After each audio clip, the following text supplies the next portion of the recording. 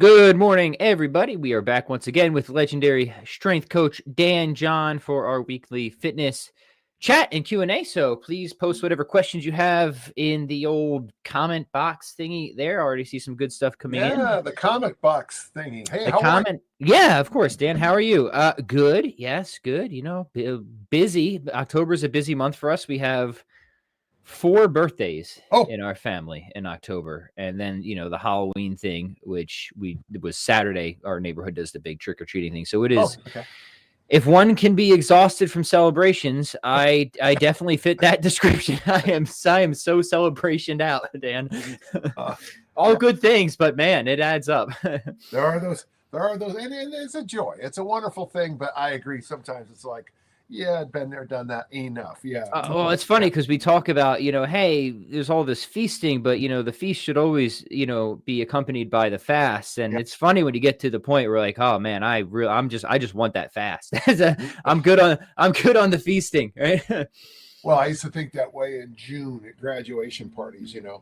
Uh, between the college, my senior athletes I'd always try to go. And you just get to the point about, oh gosh, I want to say it was Memorial Day weekend ish, where you would go from one event to another, and it was always a ham sandwich, potato salad, potato chips, and a beer. Maybe a little fruit salad in the mix there. Yeah, the fruit salad, and then you go to the next place, ham sandwich, potato. Yeah, and then by the time the Tuesday ran around, it would be, I'm just not going to eat for a few days and just remember who I am. Yeah, that's yeah. So yeah, sometimes you get pushed into use involuntary periods of fasting because you're just so overstuffed. But good to build in that cyclicality, isn't it? Dan? Yeah. Well, I yeah. I just think it's the thing about Lent, lengthening of the year, and the feast of meat before the carnival and all that. Yeah.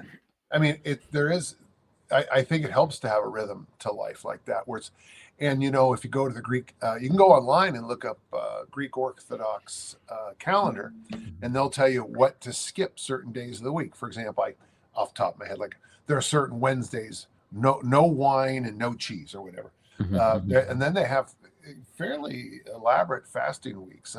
I'm listen to me rambling already. No, this is really interesting. I mean, I like it just helps to have those simple checklists, those simple to-do lists. And honestly, the things I want to say, okay, yeah, if you're trying to like hit a specific fitness goal or lose weight, some things might be more important to admit than others, but just working on just doing it to build that virtue of temperance, right?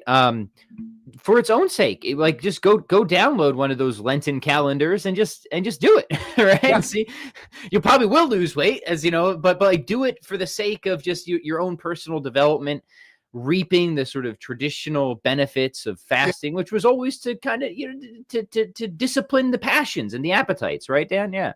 During the month of Ramadan, this is nothing new. People's blood profiles get better after the lunar month of Ramadan, where you fast from basically sun up to sun down, and it's just interesting how something that simple. I'm trying to make a big deal of it. I'm currently, as we speak, I'm fasting. No big deal. Not a hero. Of course, technically, legendary strength coach. You don't get that title. Yeah. But one of the things I find with my little daily fast, and it's not even, it's weird when people online will comment. There's a person on Reddit who thinks I'm wasting my time, but I think it's funny because it's just like, well, yeah, I eat after I get my work done. So there's a motivation for me to get the laundry done, the emails finished, the workout in, the walk in, then I eat. First the fast, then the feast. And it's just a nice, and if I have something to do, say it's 11 o'clock and I haven't yet, something simple as empty the dishwasher, I'll be like, empty the damn dishwasher. Mm-hmm. And it's nice because half my brain is saying, will you get this done? And the other half is saying, scrambled eggs and cottage cheese. That's good stuff. It's good to give yourself those. It's all these little psychological tricks you can play with yourself, but they're helpful. Like giving yourself your own little carrots, right? To get stuff done. I guess, kind of treating yourself like a toddler sometimes. We all have to right? Treat yourself Well, like I mean, to be an adult, you have to treat yourself like a toddler. There's something like that. yeah, and if you belong to a religious tradition, how much easier it is if everyone in your community is not eating. Not eating is pretty easy. Yeah, and that gets back to another one of our favorite Yeah. themes is it is hard to work against your environment. And it's hard to, and like most of us know that, from a negative context, all your friends trying to sabotage your good Oh, efforts, right? But it's also hard to work against a positive environment, right? yeah. But unfortunately, I think those environments are a bit more rare, a bit more difficult to plug into. So you really have to make an effort to kind of to do that shaping around you, don't Yeah. you? Yeah. Agreed. Agreed. Yeah. Uh, you know, I had that one student who I'm still good friends with, Nick.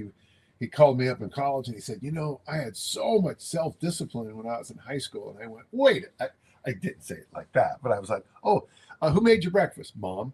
Who made your lunch? Lunch lady. Who made your dinner? Mom. What did you do every day at 3 o'clock? Join you to work out, either football or track practice.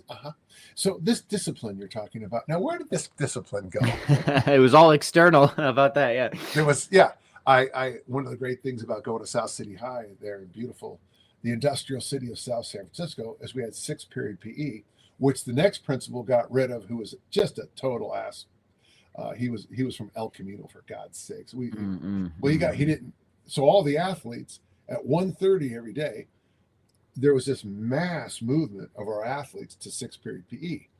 Well, how hard is it to go to practice when literally football, 90 other people are all going to practice at the same time? How hard is that? So I do think, and we're funny, and that's why I think these communities we have, like these, you can call them artificial if you want, but like the kettlebell community online, the people who post here. I think it helps that you come in every Tuesday and check in with little Danny and little Patty.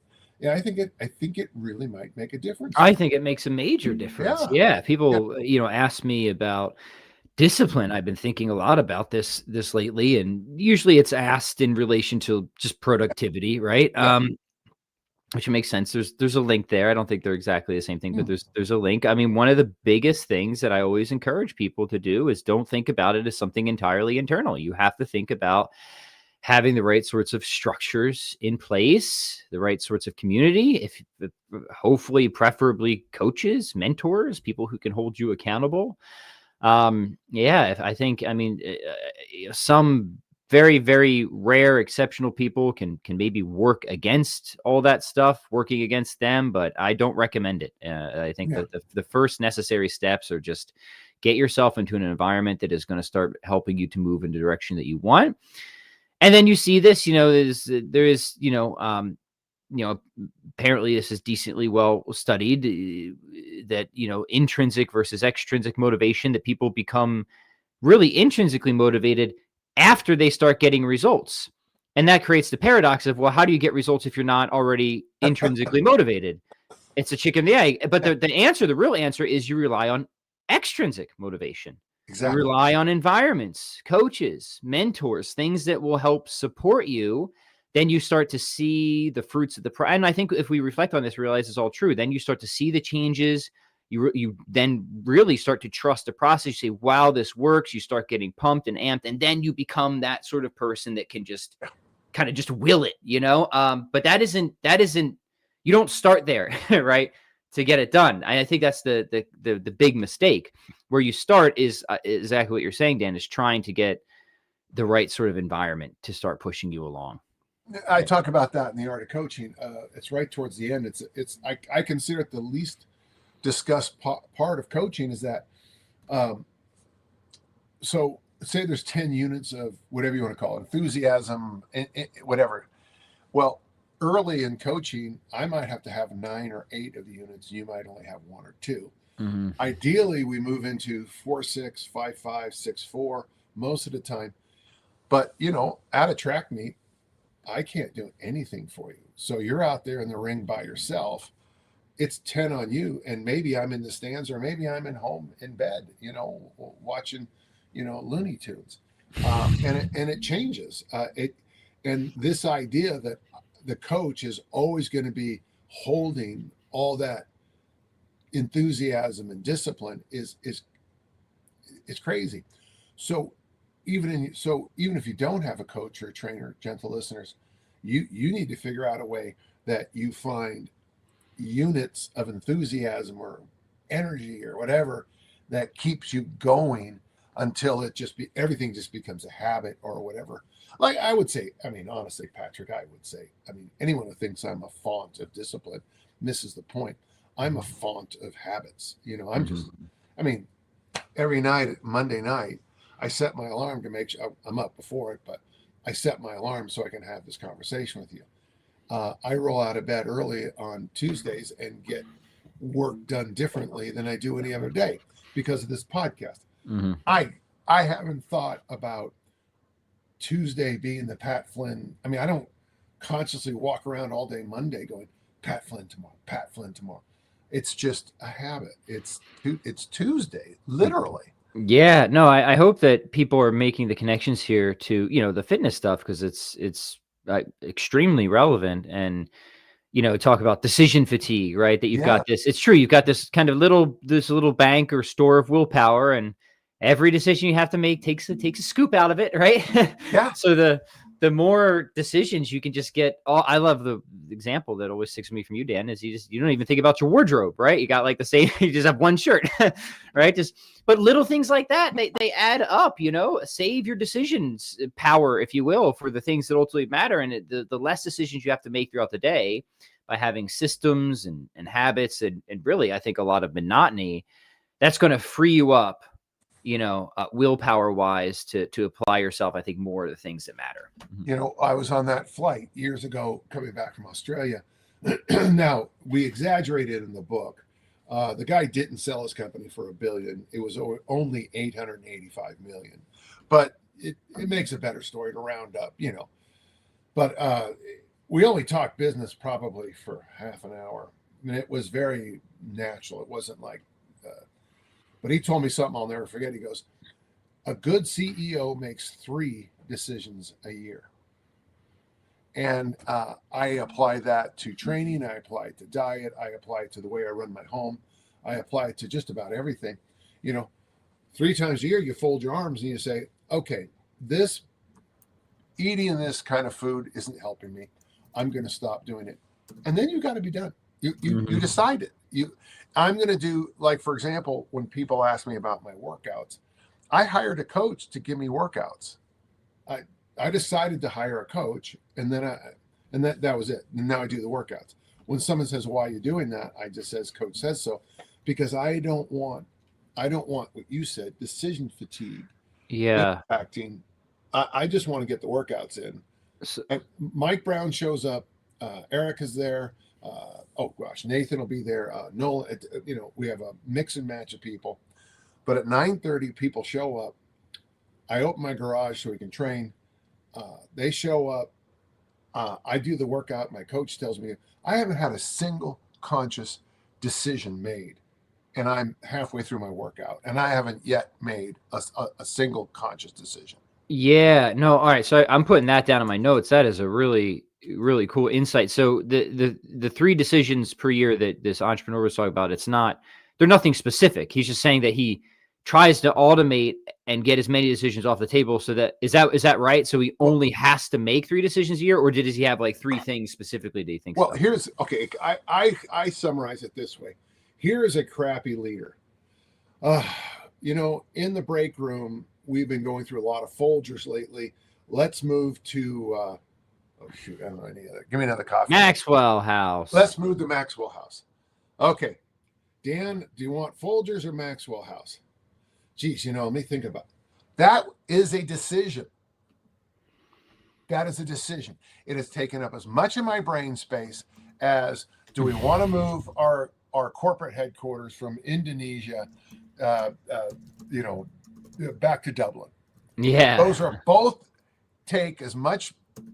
So which one of those is an actual decision? Doesn't matter. They're both decisions. You should make 3 a year. I like that. I like that a lot. That one goes right in my notes. Always some golden nuggets of wisdom here. Yeah. So, and the rest of your life, I'm trying to make the rest of my life basically hobbies and opportunities. I mean, next Thursday night at my house, I'm going to have this Ukrainian jazz group here for dinner. Oh, wow. That's pretty damn cool. I'm That's sorry, I super neat. win on fun things next Fun Thursday. things happening next Thursday for sure. Yeah, but if I'm we and when Chloe asked me to host the event, that was a decision, and the answer is, so I always say yes to opportunity. I didn't even make a decision when I made a decision because I have a rule, and the rule is say yes to opportunity. Oh, I like that. Yeah. So yes, man, Dan, you're giving me a notebook full of notes today. I hope everyone else is taking notes. I got a briefcase full of blues and a pocket full of notes. Oh. All right. Well, this has been great so far, but let's start taking some questions. Good morning, everybody. How are you? Let us know where you're tuning in from, what you're drinking, all that good stuff. I actually do not even have my coffee or anything to drink today. I feel barren and vulnerable right now, Dan. I'm not with my. Guess I left it downstairs. Oh well, we must find a way to survive. All right. And my office a little chilly this morning, so I find my delicious cup of Folgers crystals.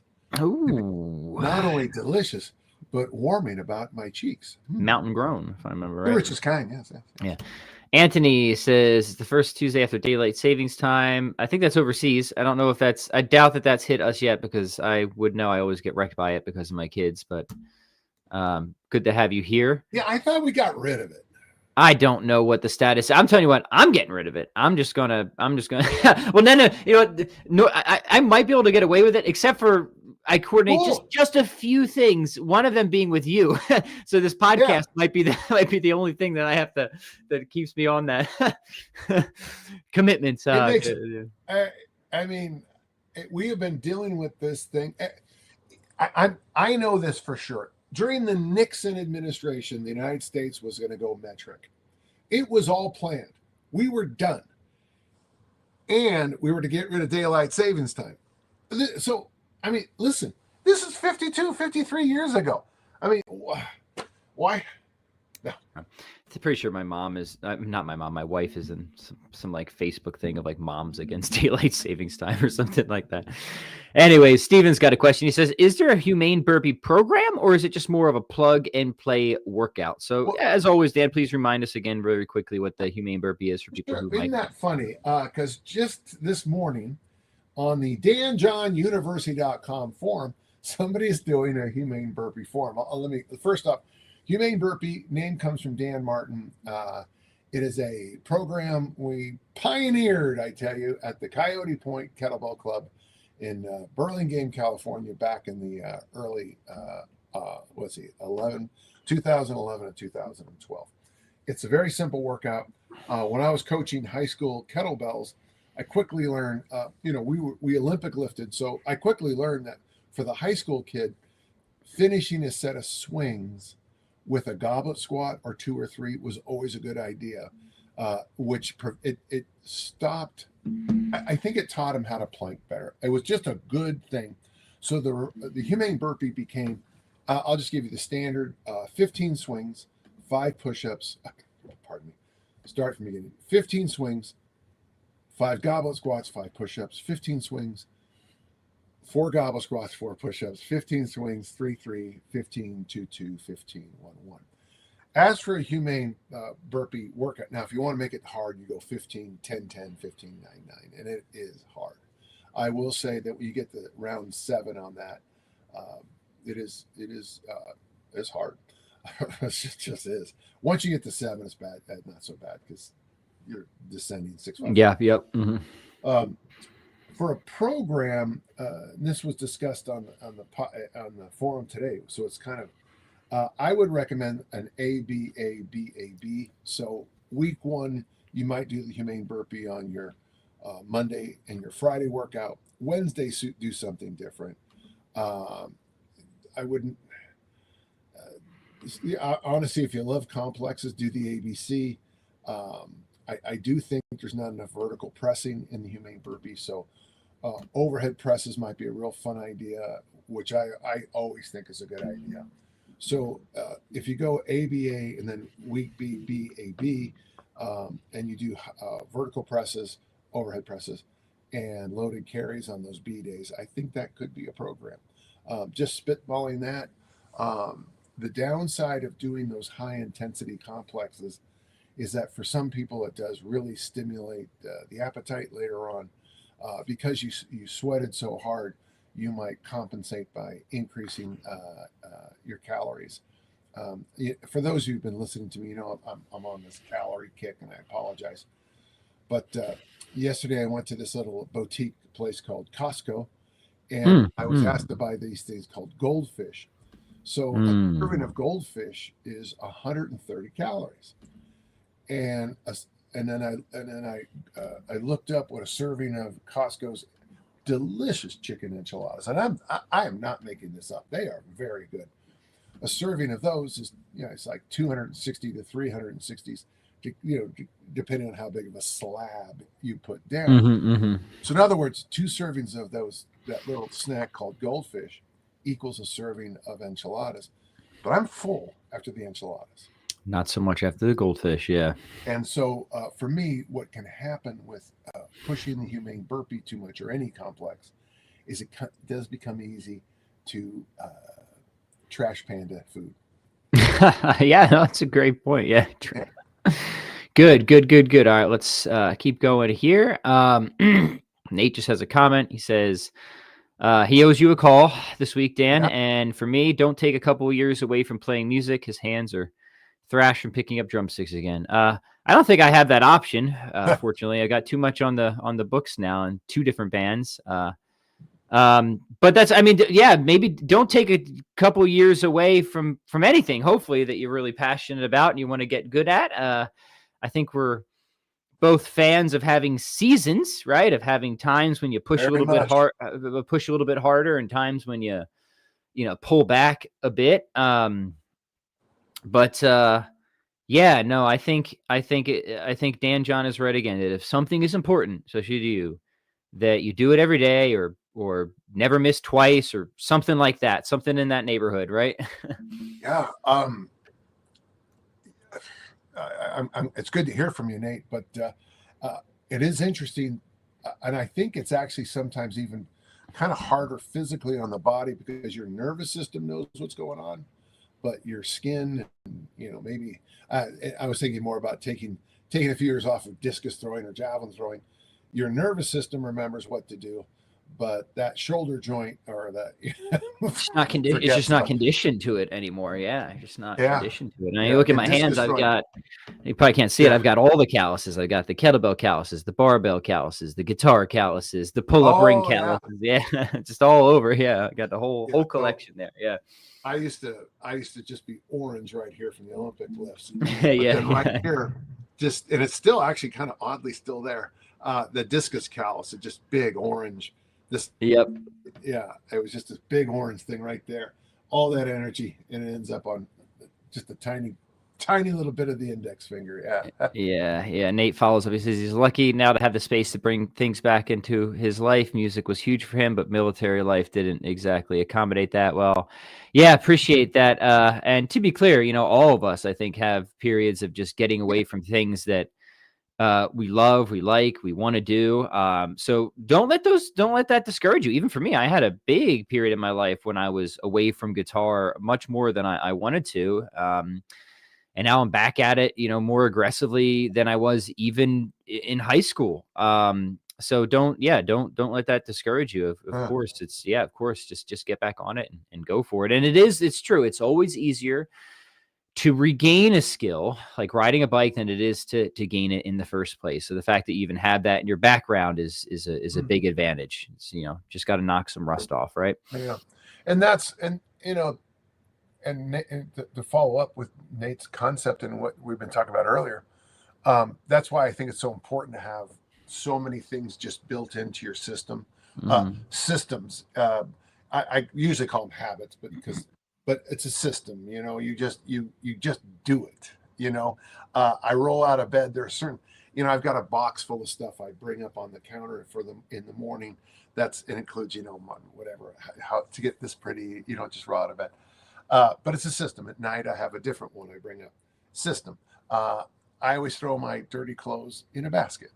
And it doesn't sound like much, but when the basket gets certain height, it's time to do laundry. Though I have a system for that too. But when you have systems, it frees you up to do things you like, read or play the drums or whatever. It gives you, all of a sudden, time appears.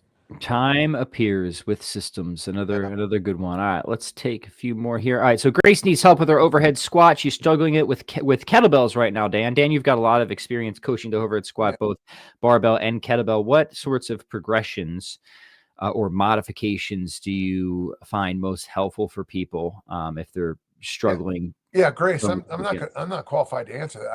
I don't like overhead squats with kettlebells. I don't like.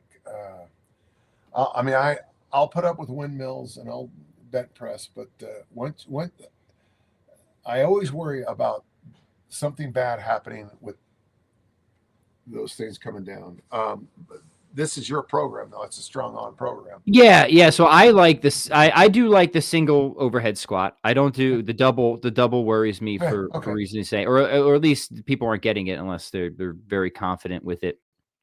And I like the overhead squat for several purposes. One is, I think, is a sort of continued progression for mobility. And I think with the single overhead, it's a lot more accessible for a lot of people than the double. But if people are struggling with it, I always like to do a couple things to see if we can help. One is just drop the kettlebell altogether and let's just start working that broomstick drill.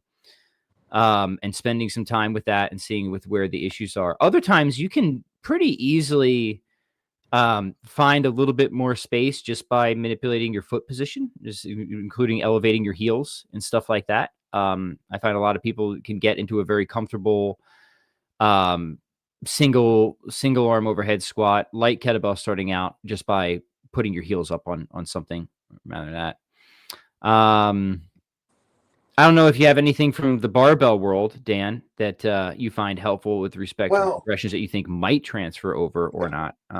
And Grace, I would still say, like, I have that drill, the goblet squat to overhead squat with a stick drill. That might just be informative. So that's where you do a goblet squat. At the bottom, you curl the weight to the floor. You pick up while you're still down there, you got the broomstick right there. You put the broomstick up and you stand up with it. Do that two-handed for a few weeks. So goblet squat down, curl, pick up the stick, stand up, squat back down with the stick, put the stick down, curl the weight up, goblet squat down. Do that simple drill, and it's much simpler than I just said. It's very simple. And then maybe goblet squat down, pick up a towel, put it in one hand, stand up, and just kind of in that goblet squat position, your hips are opened up, your knees are out, you're sitting between your legs, and then when you pick up that, that your delta pen. See, that's why I fly so much. Free pens. That's why I fly first class, folks. You get a free pen. And you put this in your hand, and then you stand up. And if you notice you're doing the Nazi salute, you're probably doing it wrong. If you notice it's over here like this, you're probably doing it wrong. And then over time, you'll get there. But the bulk of our listeners probably can't do that. Let us grab one or two more here. ACA says, Pat and Dan, do either of you do dead cleans or dead snatches? I think he's probably asking with respect to kettlebells. And do you think there's any benefit to them? I do not. The kettlebell should be swung. Now that is a rule I made a long time ago. So when you work with adolescents or athletes, sometimes you literally have to have simple rules just so you're not,